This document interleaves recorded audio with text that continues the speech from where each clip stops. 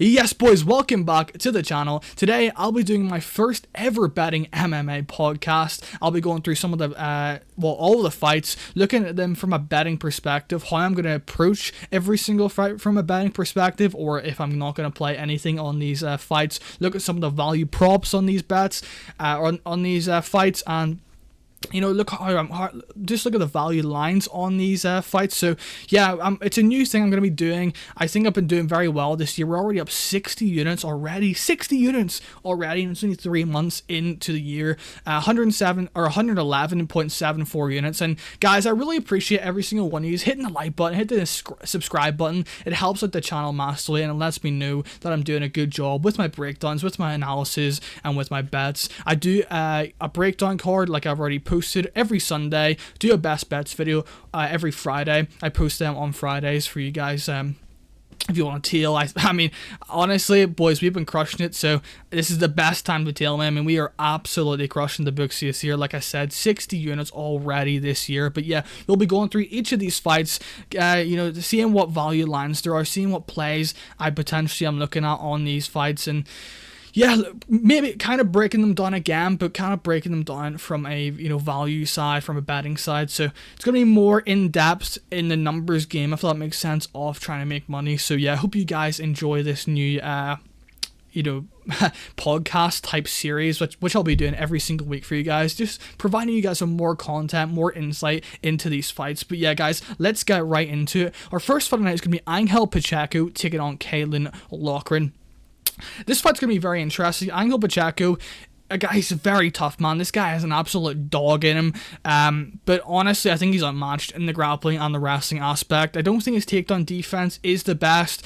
Against Danny Silva, man, if you guys haven't seen that fight, go back and watch that fight, man. Danny Silva absolutely just put it on Angel Pacheco, but Angel Pacheco stood strong, was able to survive those 3 rounds against a dangerous, crispy boxer on the feet who has nasty pressure, good cardio, and yeah, shout out Danny Silva, my guy right there, cashing as a plus 163 underdog against Kurt Holobaugh, I'm pretty sure. So love that from my boy Danny Silva. But yeah, Angel Pacheco, man, good striker, solid striker, mostly a boxer on the feet, puts a lot of output out there, very tough. When he's dropped, he's able to survive, has very good recovery. But in this fight, man, I think that Caolan Loughran is going to have a big grappling and wrestling advantage in this matchup. I think he's going to be able to get this to the floor. His ground and pound's good, his back takes are very good. When he gets to the back, he's looking to flatten you out and try and implement ground and pound from there. But I don't really like this fight from a prop perspective. The props aren't really out for this fight just yet. But they are on Bet Online. But Bet Online don't really have the best odds for props like round 1, round 2, submission and stuff. So I'm not really sure how I would attack this from a prop side. I mean, I don't really like the under. I think the under is a bit weird because, like I said, Angel Pacheco could just, be in there the entire 3 rounds because he's so tough. Surviving against a guy like Danny Silva shows that guy has that dog in him. Got dropped, got rocked, but was able to, dog it out. I think he's one of 2 guys to ever be signed from, by losing it on the Dana White Contender Series. So this guy, impressed Dana White by showing his toughness in the Dana White Contender Series. But I just think he's outmatched, man. I think that, Loughran, Lapoulos is a good fighter, man. Lapoulos is a very good fighter. I think that he kind of got exposed. Lapoulos has very good footwork on the outside, very good lateral movement that I just don't think that Angel Pacheco has. So I'm going to go Caolan Loughran by...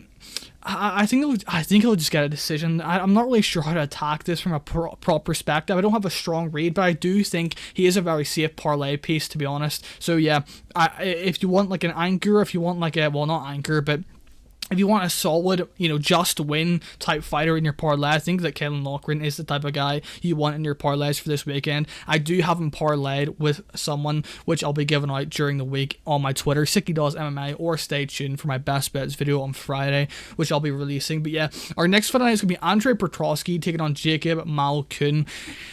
Again, this fight's, honestly, I wouldn't... If you're going to be parlaying Jacob Malkoun, I just don't know what you're doing, man. Minus 210, I just don't like these odds whatsoever. I think that his IQ is a bit suspect. His chin's a bit suspect. I don't think Andrei Petroski is the type of guy to hurt, a guy like Jacob Malkoun. I think that Andrei Petroski has some okay power, but he's very stiff on the feet. Doesn't have the best cardio. I think that Jacob Malkoun will have the cardio advantage in this matchup, but if I had to play Jacob Malkoun, it would probably be decision. I don't know what those odds are.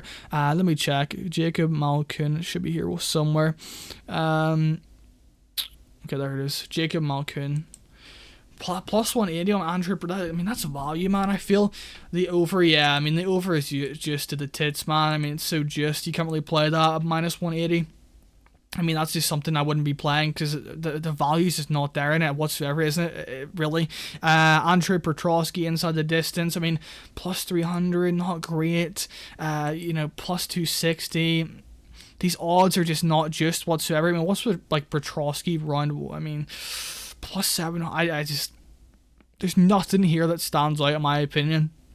Because if Petroski is going to get, a finish in this fight, it's probably going to be round 1 or round 2, I'd assume, because, if Jacob Malkoun is like grappling, rolling around with Petroski on the ground, I think that, it's submission. It's going to be a submission, obviously, so it's going to be slippery when the fight goes later. It's going to be harder to submit someone when it goes later on. So I just don't really like this fight in general. I don't like this fight at all, to be honest. This fight, from a betting perspective, is just not it. If I had to play anyone, gun to my head, it would be Andrei Petroski moneyline, but I just don't like this fight whatsoever to bet on. I think it's a bit weird. I think both guys are pretty unreliable. I mean, yes, Andrei Petroski, went on a decent win streak, but I mean, look at he's fighting, man. These guys are just not high level.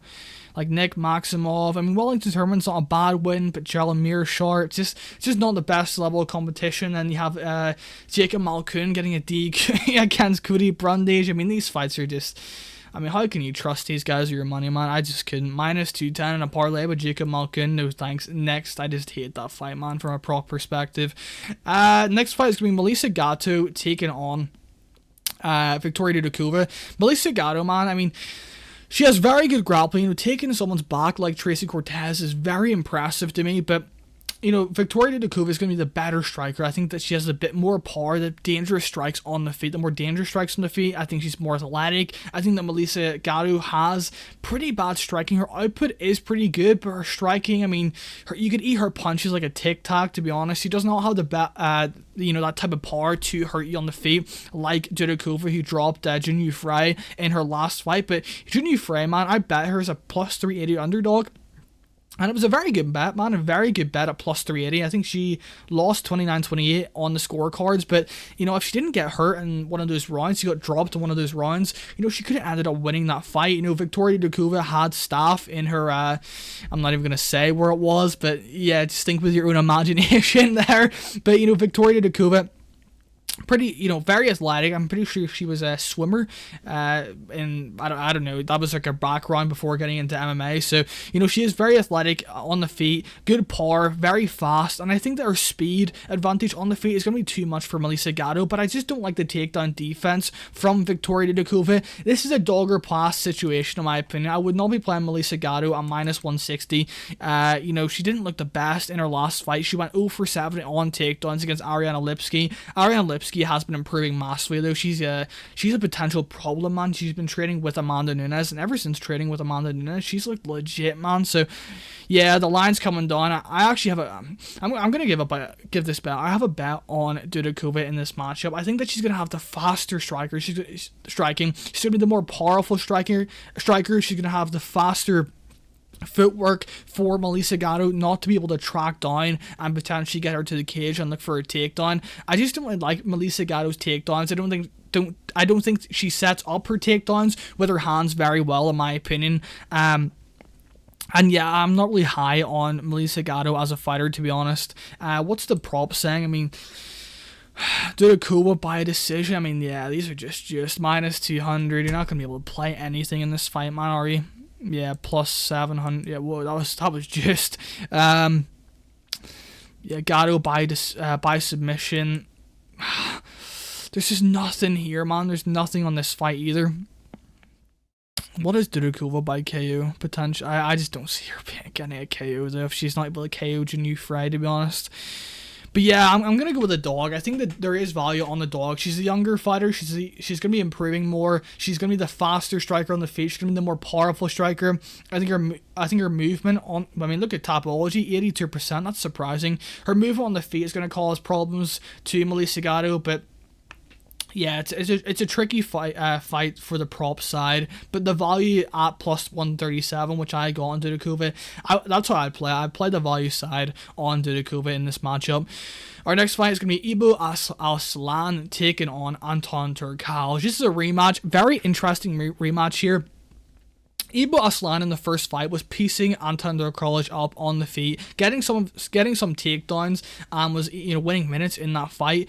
But he then slowed down, absolutely gassed in the first round, and man, this guy's just beat Cans. I mean, look at his record: 18-21, 5-9. I mean, 12-2 is a good win, but I'm not really high on Ronaldo Jr. whatsoever. Ronaldo Jr. 0-2 in Dana White Contender Series, lost to Jamall. I mean, that's just not a good sign ever. So yeah, I'm not very high on Ronaldo Jr. at all as a fighter. So, he's beat up really bad, but really bad opponents. 8-14, 4-0. I mean, what's this guy's record now? 10-3, so not a bad win there, but 0-7, 0-0, I mean, just look at this guy who's fighting, man. And then Anton Turkalj in the UFC, 0-3 in the UFC, but look at the guys he's facing, man. Facing Jilton, man. I mean, come on, give the guy a break here. Vitor Petrino, I mean, he took some bombs. He took some absolute bombs against Vitor Petrino and actually had success in moments in that fight, but Vitor Petrino is an absolute animal, built like a refrigerator. Both these guys right here built like an absolute refrigerator, on the right supplement plan for sure.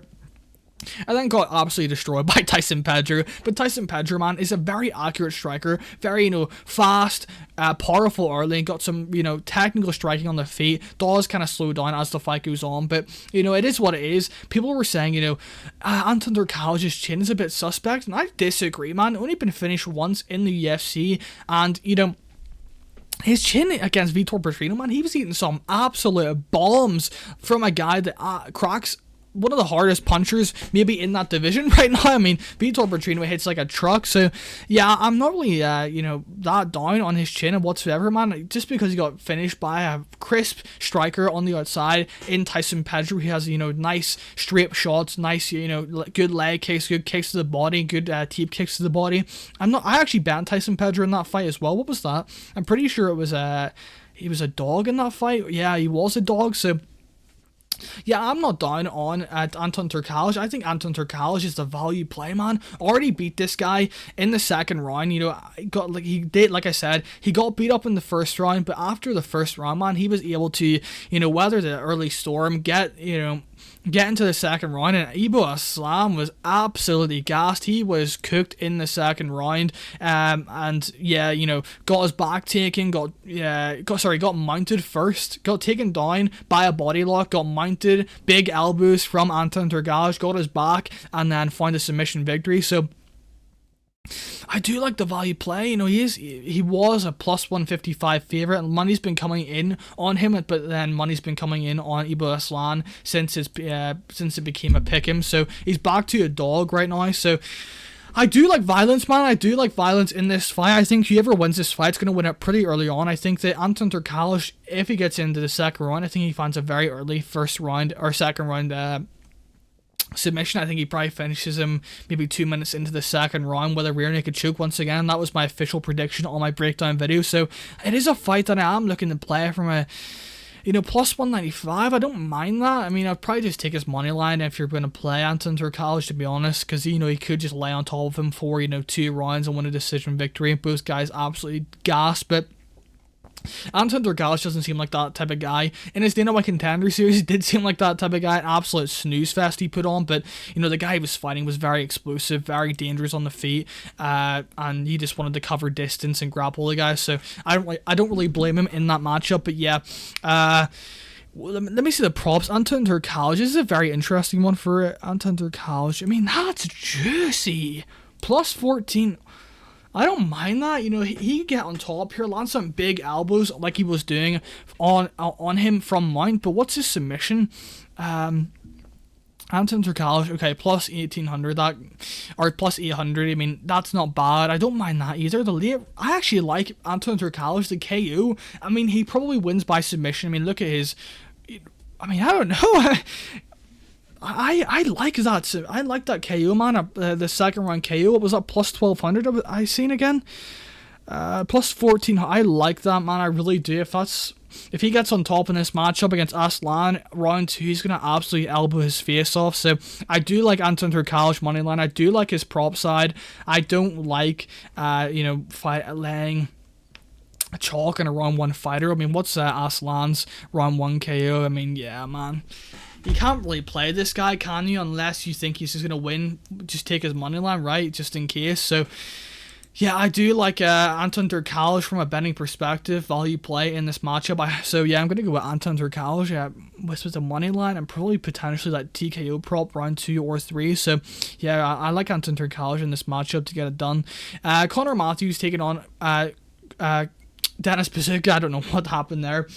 This is an interesting fight from a betting perspective. Very close, as you can see here. Plus 105 for Conor Matthews, and the favourite here is Dennis Buzukja in this matchup. Dennis Buzukja 0-2 in the UFC, but man, came in on like 4 days notice, had to cut like 25 pounds, I'm pretty sure, and then just got absolutely destroyed by Jamall Emmers. But Jamall Emmers, man, that guy's so good, man. That guy's very good. One of the better featherweights outside the rankings. Probably should be a ranked fighter. I think he has the skill set, the ability, the athletic ability to be in the rankings. So I'm not going to hold anything against him in that fight. Conor Matthews, on the other hand, looked pretty good against Yair Farias on the Dana White Contender Series fight. Looked like he had a pretty good cardio. Against Francis Marshall, he struggled with his cardio in that fight, and then Francis Marshall basically just won the second and third round to win that fight pretty clearly. I do like Dennis Buzukja in this matchup. I think he's going to be the better striker. I think he has the wrestling to stop Conor Matthews from potentially taking him down. I think he has the jiu-jitsu, working with that Cerro Longo camp in Long Island. So, is it Long Island? It's somewhere in New York anyway, you know what I mean? So, I do like Dennis Buzukja in this fight. I think he is able to, win this fight. Let me see the odds on these props. He probably wins this fight by decision. I don't really like this fight from a prop side. What's the decision prop on Dennis Buzukja? Or maybe potentially late as Conor Matthews gasses out. Conor Matthews, what's Conor Matthews by like submission or something? I don't really see him finishing Dennis Buzukja by submission though. Yeah, plus 600, not really great, is it? Dennis Buzukja by submission plus 900, it's okay. Could finish him late with a submission if Conor Matthews gasses out pretty early on. Round 3 plus 1000, not great. I would like something more there. So, yeah, it's other money. You're looking at a money line or pass situation here, and I do like Dennis Buzukja on the money line here. I think we're getting a bit of a discount just because of his first 2 UFC performances, but I do think he is better than Conor Matthews. I think he has the better striking. I think he's more technical striking. I think he has the better volume. I think he has the better cardio. So, I am going to be taking Dennis Buzukja on the money line in this fight. So, I mean, what's actually Dennis Buzukja by decision in this fight? That's probably very bad. I mean, what's the over? Damn, it's actually not bad. We have Dennis Buzukja by, where is that?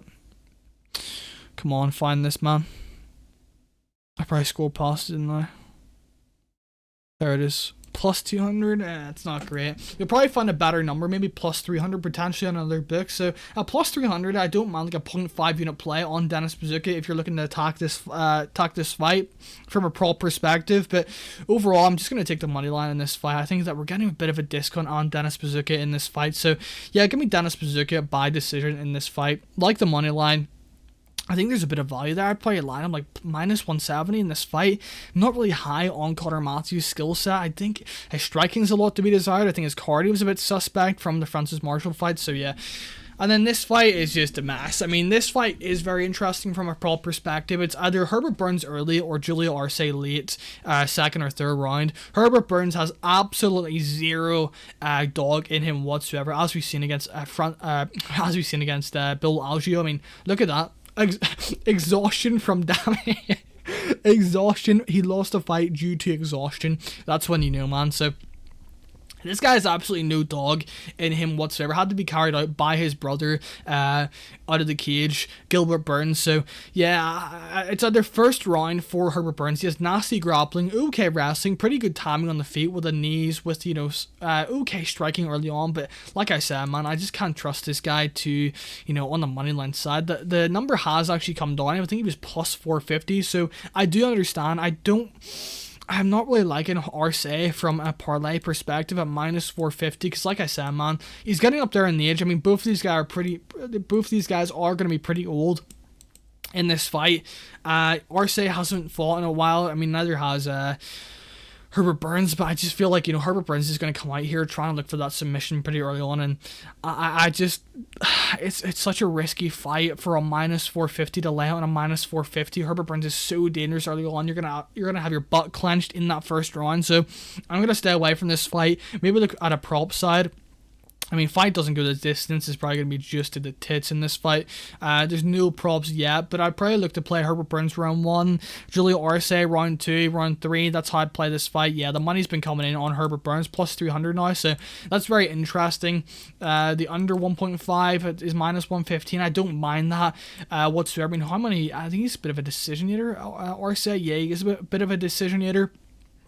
Hard guy to finish, hard guy to, put away, clearly only being finished one time or two times in his whole career, one by submission, one by KO, against Montel Jackson. Didn't look the best, but actually had a bet on Montel Jackson there. Montel Jackson's been improving, pretty, at a pretty rapid rate recently, so yeah, looking forward to Montel Jackson's next fight. But yeah, probably round 1 Herbert Burns, round 2 or round 3 for Julio Arce is probably how I would attack this fight. Not a safe parlay piece in my opinion, just in case Herbert Burns finds that submission win or something in the first round against an aging Julio Arce. So yeah, I'm going to stay away from that fight from a prop perspective. Our next fight, there's no value in this, man.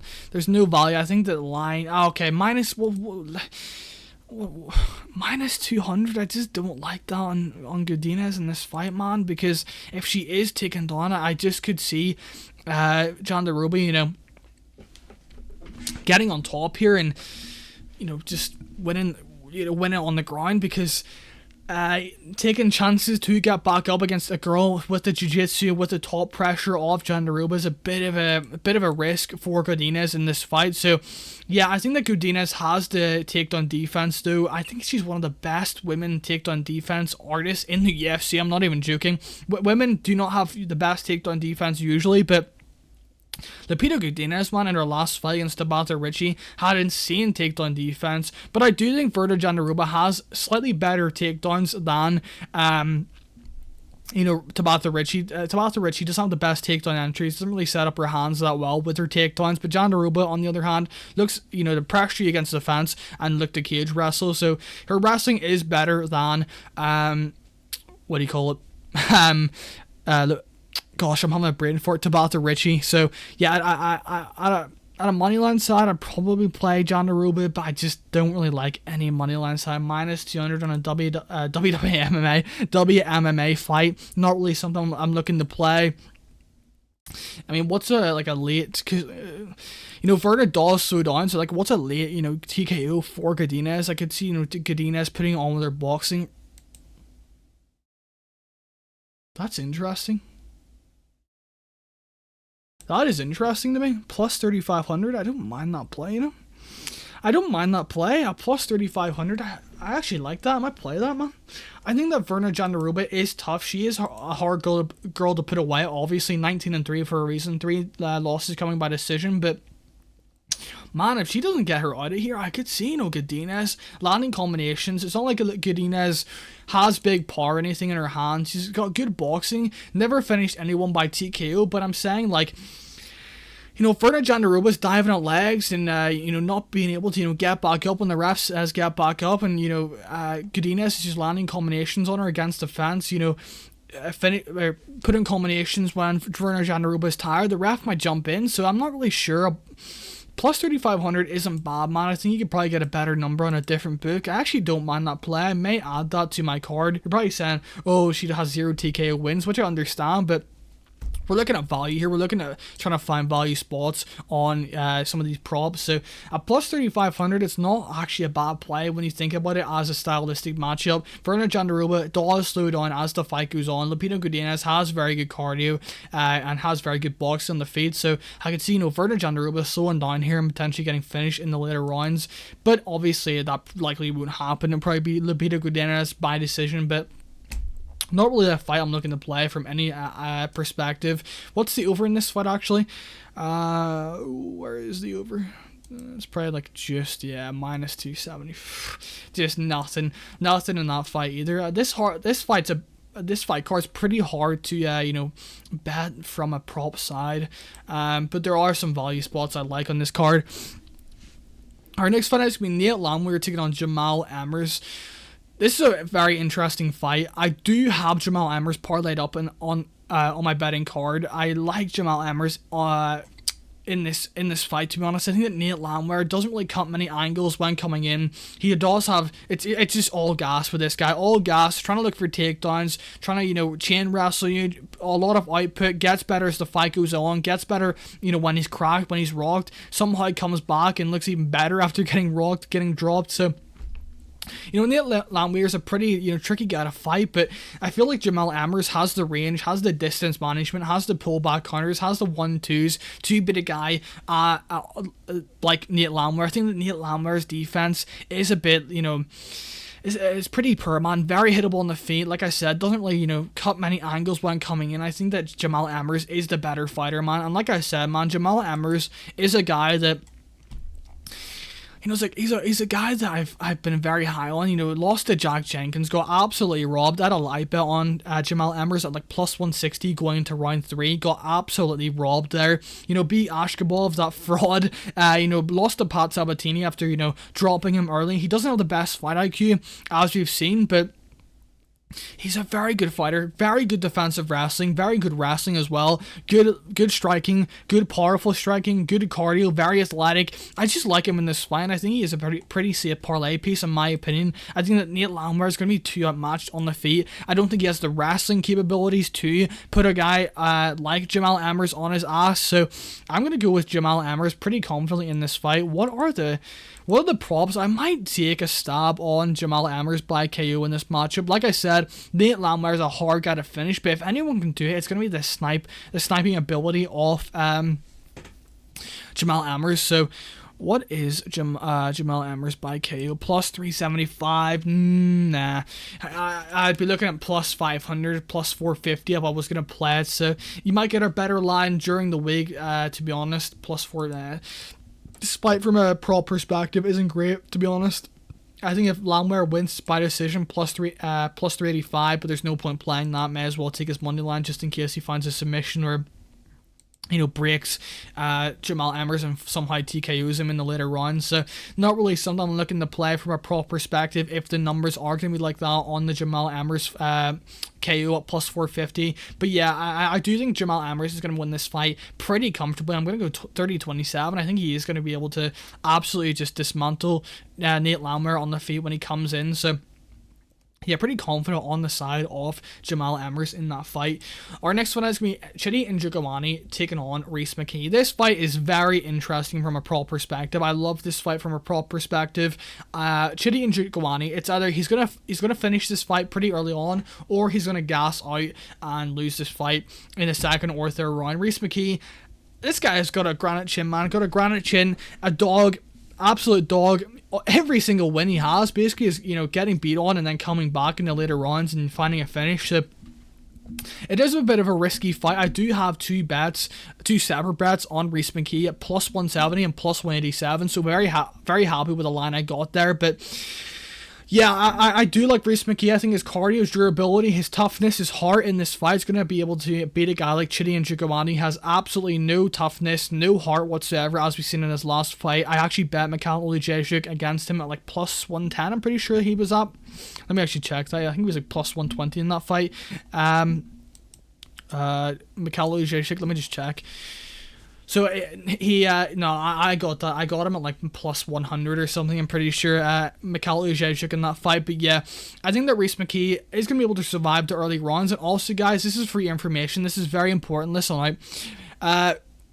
Chidi and Njokuani actually fought at 170 pounds in Bellator, as you can see here. All of these fights, I'm pretty sure, were at 170. So he said in the past. What did he say? Let me actually get this up. This is gonna take 1 second. I'm getting this article up for you guys. I posted it on Twitter. I don't want to butcher this. I posted this. Where is it? I'm scrolling. So yeah, Bellator 210 headliner Chidi and Njokuani staying away from 170 pounds after big cuts caused potentially permanent damage. He said, tired of taking 20%, that hurt. What else did he say? There's something else he said. Let me just find this. He said, my insides, like everything just hurts after making 170 pounds. And he's going back 5 years later, older than he's ever been. He won't have been used to making this weight. So I think this is a recipe for disaster. I think this is a bad sign for him coming into this fight against a guy with the cardio, with the toughness in Rhys Mckee. And I think Rhys Mckee can put this guy away in the second or third round. I do like the props for this for this fight. You either play Chidi and Njokuani early on, round 1 KO, or you play Rhys Mckee. What's the line now? People were saying it's like a pick'em now. It should be down here somewhere. Yeah, so, well, not pick him just yet, but minus 139 on Chidi and Njokuani, plus 119 on Rhys Mckee. So the line has absolutely came down. I beat so much line movement. Plus 187 on Rhys Mckee and plus 170 for 2 units overall. 1.3 on the plus 187, 0.7 on the plus 170. So very happy with the lines I got now. The way I'd play this fight now is probably just from a prop side. I would not be playing any money line at this stage, to be honest. I don't think Chidi, like I said with that information I brought up, is very reliable. I just don't think it's a very reliable play, and I don't think Rhys Mckee, almost coming down to plus. There's no value, to be honest. There's no value in the money lines whatsoever. So I think the line is kind of accurate right now. I actually don't know. I honestly think Rhys Mckee, it should be a pick-em, man. I think that Chidi and Njokuani's coming down to 170. It's just not a good look for him. So what are the props saying? Plus 350. Don't mind it. Not great. I would like a better number. I'd probably just look at the round props, to be honest. I don't think he finishes him early on. I'd be absolutely amazed if he finished him early on. Plus 900. Rhys Mckee. Love that. Could find a submission. He has nice dark strokes as he's showing on Cage Warriors. What is Chidi by round 1? Yeah, plus 120. Yeah, that's like the only way. It's almost matching his money line. So you know how this fight's gonna play out. It's either round 1 KO for Chidi or round 2 Rhys Mckee or round 3 Rhys Mckee. What's the round 3 for Rhys Mckee? Plus 1200. Don't mind that. What's Rhys Mckee by submission?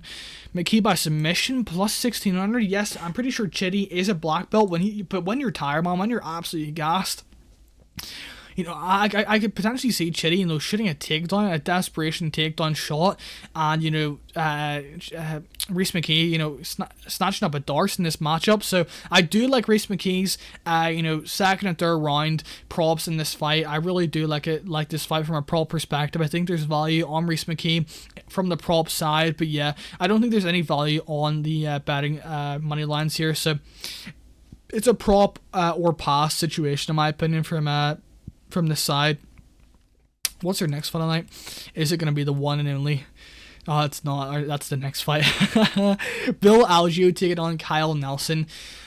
Not really interested in the prop side. I think this fight goes to decision. It's probably going to be lined from a decision aspect. Let me see. Yeah, minus 205 for Bill Algeo. Yeah, the over is just to the tits. Minus 223. Wow, that started off at minus 155. How do you have that at minus 155? What are you doing? But yeah, nothing really I'm looking to play here. Bill Algeo will have the better cardio, will have the better output, will have the movement to skirt around the outside, tag Kyle Nelson up.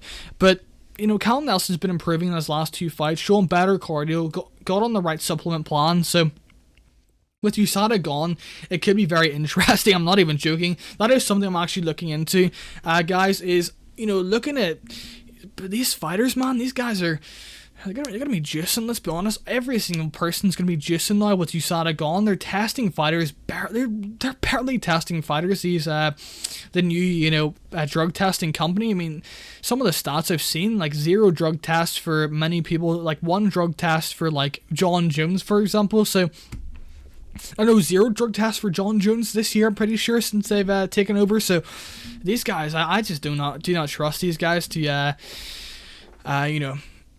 implement very strict guidelines in their guidelines in the steroids. So I mean, I didn't really with USADA either. I mean, USADA, these guys are still juicing even with USADA and stuff, but whatever.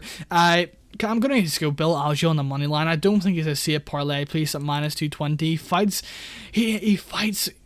He's always in danger at some point in a fight, and I think that at -220 against a dangerous guy like Kyle Nelson is something I'm not looking to play. And he's 34 years of age. Kyle Nelson's going to be the younger guy. But I think that Bill Algeo is in his prime. Will have the higher output. Will have the better movement on the outside. Have the karate base on the outside to kick. Kyle Nelson be able to kick with him and be able to punch with him. But we'll have the more output on the outside. So I'm gonna go Bill Algeo by decision. Something I'm not really looking to play from a betting perspective at all, to be honest. And on to my main event of the evening. This fight is gonna be an absolute what a mess of a fight. Bill Algeo is going to be, Bill Algeo, Sedriques Dumas taking on Nursulton Roziboev. Nursulton Roziboev, 33-8, coming off that KO win against Bruno Ferreira. I'm not eyeing this guy, man.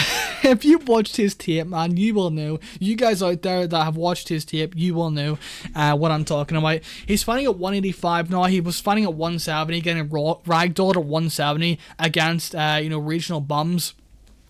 And he's had rigged fights. It's clear that he's had rigged fights. If you guys know anything about jiu-jitsu, this guy has had absolutely rigged fights. Getting Kimuras off his back, guys putting their heads in just the weirdest positions. And guys that I know have also said they're rigged fights to guys that do jiu-jitsu, like brown belts and stuff have said it as well. So, I'm taking their word, and you should take mine as well. Yeah, you should take mine, but no, seriously, Nursulton Roziboev, I think this guy's a bit of a fraud. I don't really think that Bruno Ferreira fight plays out like that. Most times, I think that Bruno Ferreira actually wins that fight at least 7 or 8 out of 10 times, and that, to be honest, I do not think that Nursulton's very good, man. I think that Hulk should have looked for takedowns pretty early on, to be honest. I think that Hulk, if he went for takedowns, he would have just picked this guy up and just absolutely mauled him. So yeah, Nursulton Roziboev, I don't like his striking either. His chin's up in the air. I don't really like his boxing. His boxing's pretty terrible. His kicking's okay.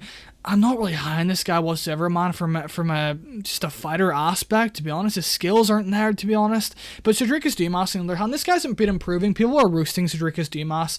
I have a bet on Sedriques Dumas at plus 225 for 2.5 units. Yes, 2.5 units on a plus 225 dog.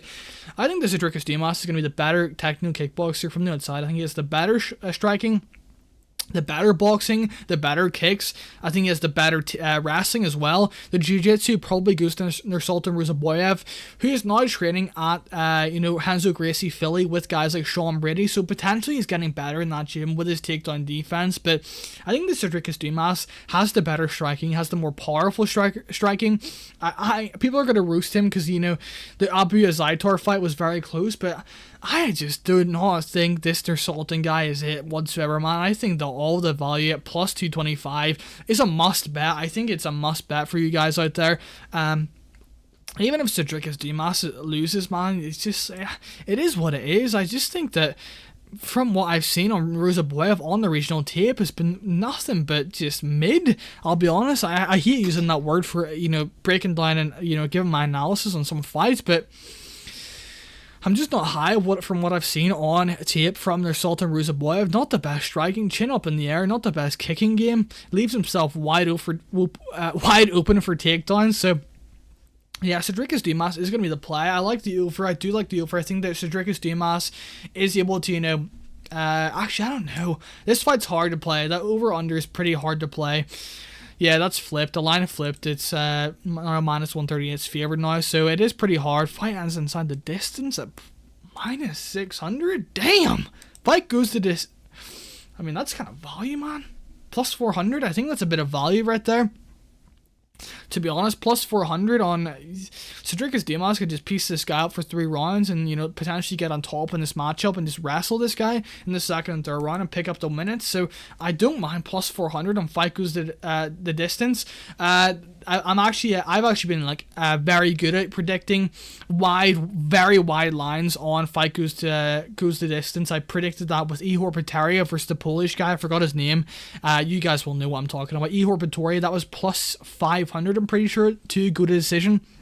Cash that 0.5 units on that, and then I had Rosenstruik versus Gaziev. Fight goes to decision at like plus 600. I'm pretty sure that unfortunately didn't cash. Gaziev quit, so it is what it is. But yeah, I think I'm pretty good at predicting those kind of, you know, weird goes to decision type fights, and I don't mind that play at plus 400, to be honest. Roziboev, what's Roziboev wins by? I just don't see him winning a decision, to be honest. If he gets out of round 1, it's going to suit Dumas all day in this fight, in my opinion. Dumas is going to be the bigger guy, going to be the stronger guy, in my opinion. Dumas by KO plus 500, I don't mind that play. I think that Nursulton leaves a lot of openings on the feet. What's Roziboev by round 1? Plus 110? I mean, I guess I only see him winning in round 1, actually. I mean, plus 110, you get that minus 250 down from you get that minus 250 down to plus 110, so I don't mind that play whatsoever. Yeah, that's probably how I'd play Nursulton, to be honest, but it's just not juicy enough for me. I'm looking at juicy numbers, looking at value plays, and I just don't really think that's a value number for me, to be honest. Yeah, Sedriques Dimas is probably going to be the play. What's Sedriques Dimas by decision? I don't mind that, man. If that's like juice to the tits, I actually might like that. Submission. I'm trying to find this.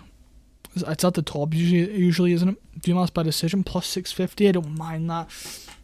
You'll probably find better numbers out there on like FanDuel or Bet365 for you guys in the UK. So yeah, not really looking to play that fight from a pro perspective. I'm just gonna, you know, stick with my money line side. Maybe play that fight goes to decision, maybe, but yeah, it's a bit of a risky one to play with, you know, already 2.5 units on Sedriques Dimas at plus 225. So yeah, I'm gonna just stick with my money line bet probably. Our next fight is gonna be Bruno Silva taking on Chris Weidman. Boys, I'm liking Chris Weidman. I'm liking Chris Weidman in this fight, man. I do like Chris Weidman in this fight. I think that Chris Weidman, the wrestling advantage he's going to have, the grappling advantage he's going to have is going to be just wide to me. You know, Bruno Silva has not looked the best. I think he is on the decline for sure, and ever since, I think we kind of overrated him, and I think we did overrate him. The first 3 fights he had in the UFC, Wellington Turman's actually okay. He's a good fighter, but Andrew Sanchez, come on, man. Jordan Wright, the legendary Jordan Wright, big up my guy. Won a 5-round decision yesterday. My guy won a 5-round decision. That is something that was not my bingo card about Jordan Wright. But yeah, that's insane that he won a decision, but a 5-round decision, that's insane. But yeah, you know, I just don't. I think we overrated him with those 3 fights. Lost to Alex Pereira, got absolutely just destroyed by Gerald Meerschaert. Beat Brad Tavares, but a bit of an early stoppage. Got destroyed by Brendan Allen, and then got destroyed. Well, not destroyed, but got outclassed over the 3 rounds by Sharat Magomedov. I think that Chris Weidman is going to have a wide grappling advantage. I think that Chris Weidman on top is very, very good. Very good arm triangles, very good transitions on bottom. Looking for, mount, looking for back takes, looking, like I said, to get triangles and such. I do like Chris Weidman in this fight at value, man. I think his line surely will be coming down soon. Yeah, it is. Yeah, plus 245. It just came down quite recently. Not that much, though. Plus 250 to plus 245. So I will be keeping my eye on this line. Let me see this. Plus 215. So yeah, sharp action has been coming in on the dog here. So I don't think Bruno Silva is a very safe parlay piece. This guy's hit or miss in his UFC fights. You don't know what you're going to get with him, and I think his grappling's a bit suspect. He's a black belt in jiu-jitsu somehow. He's been submitted like 8 times in his career, so 7 times, I'm pretty sure. Yep. 7 times in his career, and I think that Chris Weidman, you know, he didn't look the best against Brad Tavares, and he is old now. He hasn't looked the best over, you know, the past like 5 or 6 years, really. But, you know, it showed me personally that Chris Weidman has that dog in him still. He's still looking to, you know, he didn't quit himself. He didn't quit himself. Had one leg, was still marching Brad Tavares down, and I had money on Brad Tavares, and I was kind of like, I had my butt clenched the entire fight, which is, you know, something I wasn't expecting against an old Chris Weidman. I think Chris Weidman can dog himself out. Brad Tavares has some of the best takedown defense in MMA. I'm not even joking. His takedown defense is absolutely wicked, and I just don't think that Bruno Silva has that level of takedown defense, has that level of athleticism that Brad Tavares has. So I think that Chris Weidman, if he doesn't get finished early in this fight, I think he's going to be able to get on top here in the first submission in this fight. I do like Chris Weidman in this fight. Surprisingly, people are not going to like that. You know, I really do like Chris Weidman in this fight. Well, what are the under? Not really. If I'm betting Chris Weidman, I don't like the under in this fight. I think he takes this in the later rounds and probably finds like a 3rd round submission in this fight. Let me see, round 3. Ooh. Yeah, that got shot. Plus 2,500. I like that odds. But even plus 1,800 as a stab. Like, what's his submission prop? Weidman by submission. Plus 570. Wow. Plus 900. Wow.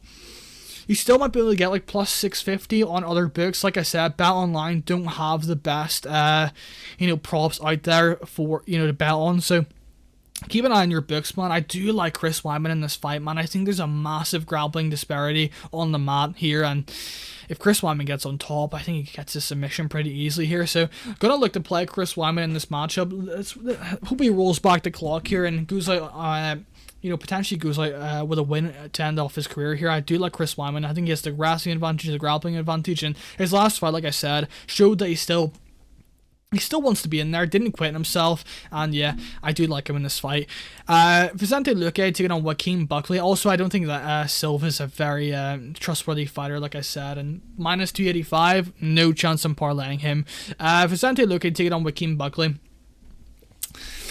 The only way, from a prop side, I'll be playing this fight is by Joaquin Buckley by KO. I haven't checked what it is yet, but I think he could potentially chin Vicente Luque, man. Vicente Luque, in his last performance, I actually bet Vicente Luque there, and what was he? Was he minus 120? I'm pretty sure. Or was he plus 120? I can't remember, but I bet Vicente Luque against RDA. I thought RDA was just too old, and that's kind of what it showed, to be honest. And he was just outsized as well. I don't really like RDA at welterweight, especially now.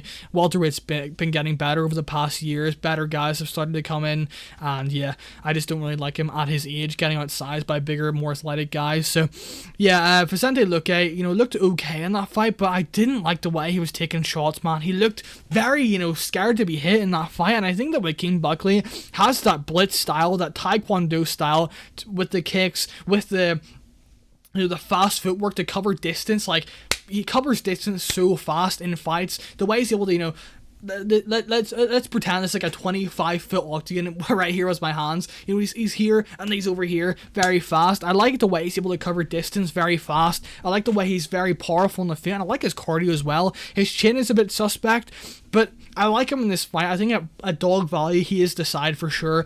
I like him at dog value. I got him at plus 127, I think it was. Plus 125. No, it's plus 125. I got Joaquin Buckley up. I like him as the dog in this fight. It's a pick him now. It's a pick him. You can find him as a dog on some books, but I just don't think Vicente Luque is going to be able to take the shots after that Jeff Neal fight on the chin like he was able to beforehand. I think that Joaquin Buckley is going to be able to cover distance very quickly. I think he has the power edge. I think he has the athletic ability edge. I think he has the size advantage edge. I think he has the power. I think I already said that.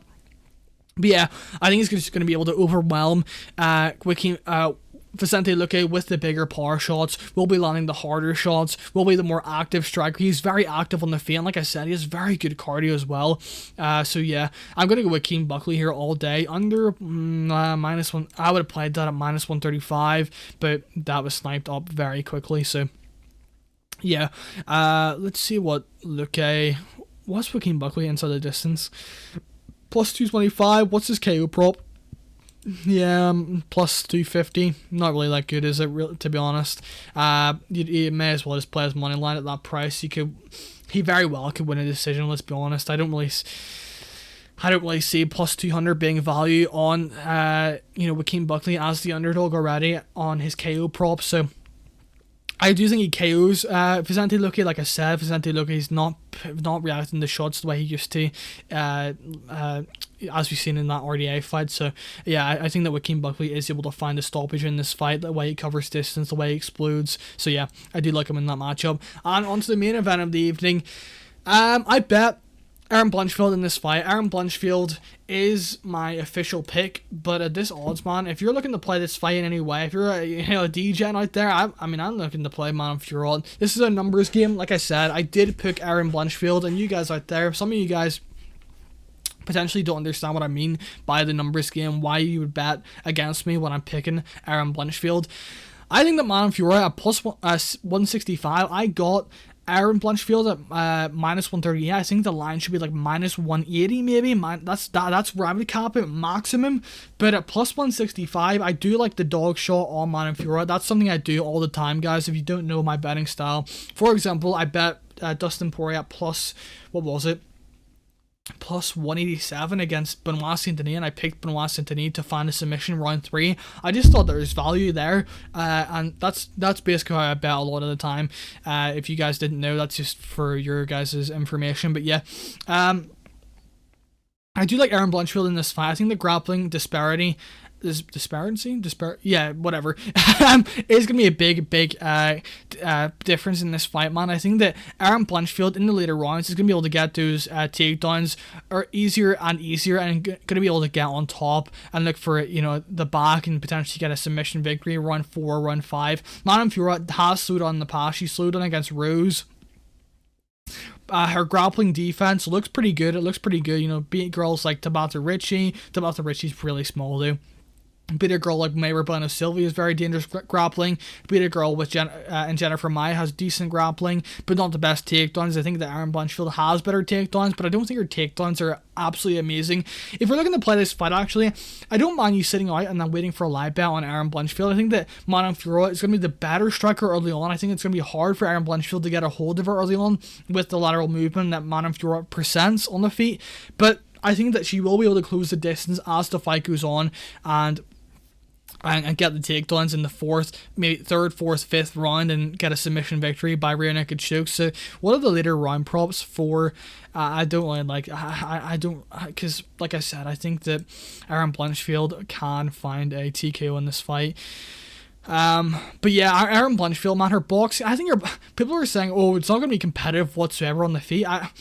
Manon Fiorot has very good striking, but I think that Aaron Blanchfield has the boxing to make it somewhat competitive. I'm not saying she's going to win on the feet, not at all, but I'm not saying she's going to be getting absolutely tagged up, getting her face bashed in every 2 seconds, walking forward. I just don't see that happening, but I do think the lateral movement will be difficult for Aaron Blanchfield. I think the line's starting to come down. That makes sense. The sharps are getting in on Manon Fiorot. That makes sense, to be honest. But yeah, what's Blanchfield by submission? Plus 225. That is awful. That's such a bad number. What's it like round 3, round 4?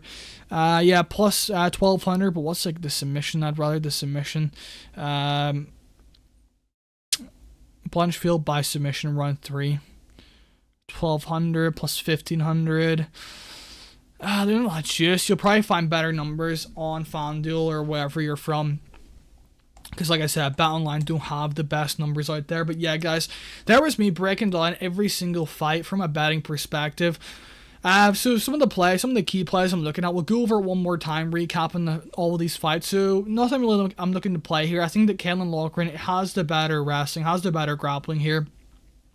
Potentially wins inside the distance. I don't mind an inside the distance play, but I think he's a safe parlay piece at minus 325. I think he should win this fight. I think he will win this fight, and I think he will, look pretty dominant in this fight. So yeah, this fight, I'm not really looking to play this fight whatsoever. This is a disgusting fight. Do not be parlaying Jacob Malkoun. He could make this fight look way closer than what it should be. No, he will make this fight look way closer than it should be. I don't think he looks minus 210 unless it gets to the later rounds where he should be able to, get on top and wear on Andre Petroski. He doesn't have the best cardio, but he is very strong, very, scrambly on the ground and good submission ability in those scrambles. So, yeah, not really a fight I'm looking to play. Gatto versus Dudakova, not really a fight I'm looking to play from a prop perspective, but I do like the value play on Victoria Dudakova, the younger fighter, the better fighter in the field, the more explosive fighter, the faster fighter. So, I do like Victoria Dudakova by decision in this fight, but yeah, I think that she'll be landing the harder shots. I don't think that Gatto has the best takedowns, but when she is on top, she does have some very good jiu-jitsu, very good transitions to dominant positions. So, yeah, Gatto does have a chance to win this fight for sure. I mean, she's the favorite for a reason. So, yeah, minus 160 is just not something I'm looking to play. Aslan versus Anton Turkalj. Anton Turkalj is going to be the moneyline pick, in my opinion. I think that Aslan, if he doesn't get this fight done in round 1, I think he's going to be in big trouble. And I do like the prop side for Anton Turkalj. I think that round 2 TKO is juicy at plus 1200. That will be better on other books. That plus 1200 is very interesting to me. Yes, he did get a submission victory in round 2 against Aslan in the first fight, but man, I think that, if Aslan doesn't give up his back and just sits on mount, I think the ref can jump in here. So, yeah, I like the KO prop round 2 for Anton, and I do like his moneyline play at plus money when he's already beat the guy. So, yeah, I think that Anton Turkalj has the better cardio, the toughness to stay in there in the first round and get this guy out of there in the second or third round. Conor Matthews, this is not really something I'm looking to play from a prop perspective. There's nothing on this fight from a prop perspective. It's going to be Denis Buzukja by decision, in my opinion. I do like him at minus 125. I think we're getting a bit of a discount from his first 2 fights in the UFC. Tough for 2 first fights. Sean Woodson on 4 days' notice, and then Jamall Emmers on his actual, proper UFC debut. Jamall Emmers is really good, man. Herbert Burns, round 1 sub.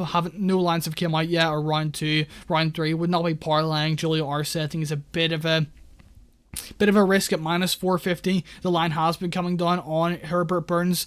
So, yeah, I'm not really surprised. He is very dangerous in round 1, so you could get a potential submission in there.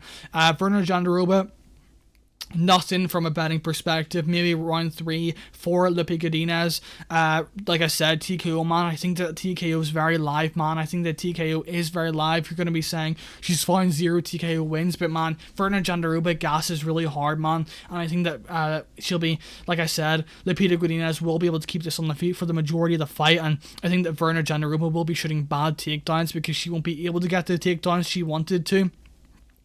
And I think that Lupita Godinez could put it on her in the third round, and potentially the ref might say no more, not defending yourself appropriately. So, going to go with Lupita Godinez by decision, but I think that she could potentially at plus 3,500 get that TKO win in round 3. Landwehr taking on Jamall Emmers. Jamall Emmers by KO, but the number isn't very just. I'd be looking on other books, maybe plus 550, plus 500. You might be able to find on other books during the week. So, yeah, look to play Jamall Emmers by KO potentially. I think it's a safe parlay piece for you guys out there, and I do think he's able to piece up Nate Landwehr and get a decision. But I do like the value potentially if it's plus 550 on the TKO prop. I think that Nate Landwehr is very hittable, doesn't cut many angles when walking forward. So yeah. This fight from a betting perspective, I have a bet on plus 170 on Rhys Mckee, plus 187 on Rhys Mckee. Also 2 bets, 1.3 on the plus 187, 0.7 on the plus 170, or yeah, plus 170. I'm having a brain fart there, but yeah, Chidi and Njokuani, if he doesn't get this fight done in round 1, which I don't think is a very high clip, to be honest, I think that Rhys Mckee takes over. Like I mentioned, Chidi and Njokuani said that he almost died basically making 170 like 5-6 years ago. He's older. Will I put on more mass? This will be harder to make the weight, as it's going to be the first time making it in like how many years? 7 years. So Yeah, I think that Rhys Mckee in the later round, second or third round, maybe submission if Chidi, shoots a really bad takedown trying to survive, and Rhys Mckee snatches up a Darce, could potentially be a good play in this fight. Look, definitely, the Rhys Mckee in later round props are system plays, round 2 or round 3. They are simply system plays in this fight, in my opinion. Our next fight is going to be Bill Algeo taking on Caolan Nelson. Nothing I'm looking here, to be honest. I don't think there's any value on Bill Algeo.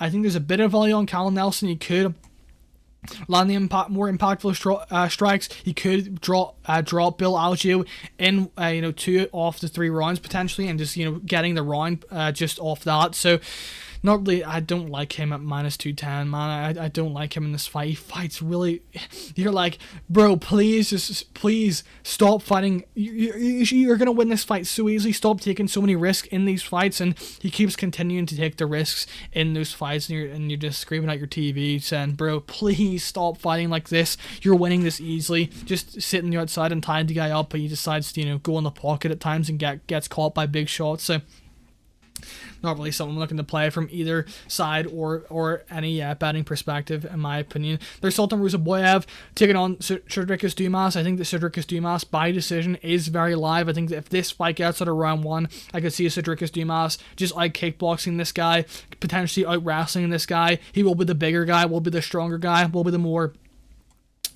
the better striker, in my opinion. So I'm going to go with Sedriques Dumas by decision in this fight. If that's my best prop, to be honest, for this fight, but I do think he clips him on the chin. I think that the Sultan Roziboev leaves many openings on the face, chin's wide open, but he is trading with good guys in the like Sean Brady, Joe Pyfer. I know people would meme Joe Pyfer, but he's a good fighter. Overall he's a pretty good fighter. So yeah, not really something I'm looking to play from a prop perspective, because like I said, I do have a moneyline bet, 2.5 units on the +225 underdog. Bruno Silva taking on Chris Weidman. I do like Chris Weidman in this fight. I think there's value on him all day. Don't think there's any value whatsoever on Bruno Silva at what is his odds now? Minus 285. No chance you'll see me playing that ever. I'll probably just wait and see where this line goes. If the line starts dropping, I'll probably hop on it. So Chris Weidman by submission, round 3, round 2, something I'm looking to play. Chris Weidman by submission in general, something I'm looking to play.